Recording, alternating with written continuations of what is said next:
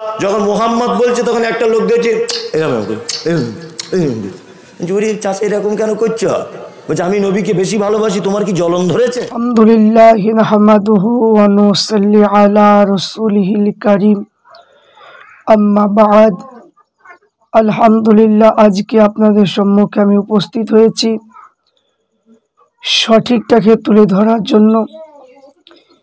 আমার এই চ্যানেলে বিশেষ করে বুন্দাই নগর গ্রামে যে সমস্ত মানুষ আমার এই চ্যানেলে যুক্ত আছেন, আমি প্রত্যেককে অনুরোধ করব আমার এই ভিডিওগুলো এই বুন্দাই নগর গ্রামে প্রত্যেকটা মানুষের মোবাইলে পৌঁছে দেওয়া। কারণ আমাদের সঠিকটা আমাদের কাছে যাতে থাকে, আমরা বুঝতে পারি। কারণ আমরা সবাই ফুরফুরা শরীফকে মানি, ভালোবাসি।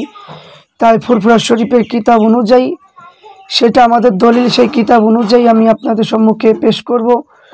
যেগুলো এখন মোবাইলে ইউটিউবে যেগুলো ফিতনা বা যে সমস্ত আলেম বেরিয়েছে তাদের উন্মোচন করার জন্য ফুরফুরা শরীফের আকাবিদের কিতাব অনুযায়ী সঠিকটা তুলে ধরবো। তাই প্রত্যেককে অনুরোধ করব যে বুন্দাই নগর গ্রামে যত মানুষের মোবাইল আছে, প্রত্যেকটা মোবাইলে যার যেরকম নাম্বারে জানা আছে হোয়াটসঅ্যাপে আপনারা দিয়ে দেবেন।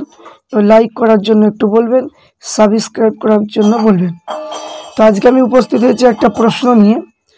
সে প্রশ্নটা হলো যে রসুল পাক সাল্লাল্লাহু আলাইহি ওয়াসাল্লামের নাম যখন আমরা আজানে এবং একামতে শুনি, শোনার পরে আমরা কি বলি?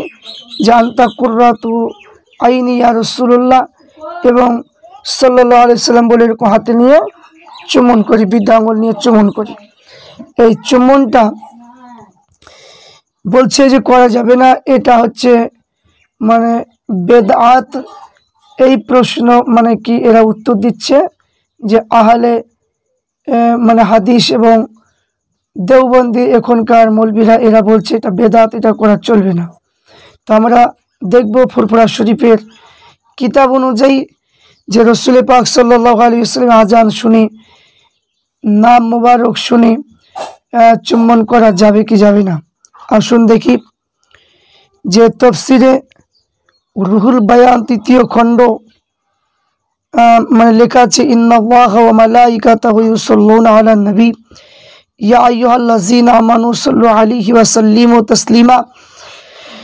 নিশ্চয় আল্লাহ তাআলা ফেরেশতাগণ ও রাসূল পাক সাল্লাল্লাহু আলাইহি ওয়াসাল্লামের উপর দুরূদ শরীফ পাঠ করেন যে হে মুসলমানগণ, তোমরাও রাসূল পাকের উপর দুরূদ পাঠাও। এই আয়াতের তাফসীর রুহুল বায়ান লিখেছেন যে উপরূপ আঙ্গুল চুম্বন করা, যে আঙ্গুল মানে কি এরকম করে চুম্বন এবং করা, এটা হাদিসে বর্ণিত আছে। তা সহি কিনা তা প্রমাণ মানে কি পাওয়া যায় না। অতএব চুম্বন করা মাকরু হলেও পুনরায় মানে লিখেছেন যে কোনো মুস্তাহাব বিষয়ে আমল করার জন্য জয়ীব বা দুর্বল হাদিস অবলম্বন করার জায়েজ আছে, কিন্তু কোহেস্তানি ফকি মুস্তাহাব বলেছেন। তাহলে এখানে মুস্তাহাব বলেছেন, তাহলে এখানে আমরা ফতোয়া সিদ্দিকিয়া এই কিতাবে আমরা পেলাম যে চুম্বন করাটা হচ্ছে মুস্তাহাব। এবার আর একটা কিতাব আমরা দেখব, সেটা হলো তরিকুল ইসলাম। তরিকুল ইসলাম এই কিতাবের মধ্যে মানে আজান এবং একামতে রসুল পাকের নাম যদি পাওয়া যায় তো চুম্বন করা কি সে সম্পর্কে এই বইটা দেখব। বলছে কতগুলো নিয়ম, যে আজান শুনবার সময় বৃদ্ধাঙ্গুল, নখে, পৃষ্ঠ এরকম করে চুমা মানে দিয়ে থাকে, মুছে থাকে। এটা কতটা মানে কি, যে কতটুকু মানে যুক্তি এবং দলিল। তো এখানে মানে কিতাব, যে কিতাবগুলো পাওয়া যাবে সেই কিতাবগুলো একটা বললাম তাফসিরে রুহুল বায়ান, ফতোয়া সিদ্দিকিয়া, এবার ফতোয়া শামি, শরহে ইলিয়াস, জামিউর রমুজ ইত্যাদি কিতাবগুলোতে আজানদাতা যখন আশহাদু আন্না মুহাম্মদ রাসূলুল্লাহ বলবে, পুনরায় আশহাদু আন্না মুহাম্মদ রাসূলুল্লাহ স্থলে শ্রোতাগণ কুররাতু আইনি বিকা ইয়া রাসূলুল্লাহ বলে এই বৃদ্ধ আঙ্গুল নিয়ে এরকম করে চোখের চুম্বন দেবে। এখানে চুম্বন মানে কি দেবেন এবং চক্ষুর পাতার উপর মাসা করবে। আল্লাহুম্মা মাত্তিউনি বিসামিই ওয়াল বাসারি, তাহলে মাসা করবে। এবং এটা স্বামী কিতাবে আর একটা যে ফেরদাউস বলে একটা কিতাব, সেই কিতাবের মধ্যে বৃদ্ধ আঙুল নখের পৃষ্ঠদেশে দিয়ে কালেমা শ্রবণ চুম্বন করলে রসুল পাক সাল্লাল্লাহু আলাইহি সাল্লাম বলেছেন কাল কিয়ামতের দিনে জান্নাতের দিকে টেনে নিয়ে যাবে। সুবহানাল্লাহ। তারপর বলছে যে এখানে যে কোন কোন কিতাবে নাকি লিখিত আছে সহিহ হাদিসে চুম্বন বা দোয়া পরে কোনো প্রমাণ নাকি নাই।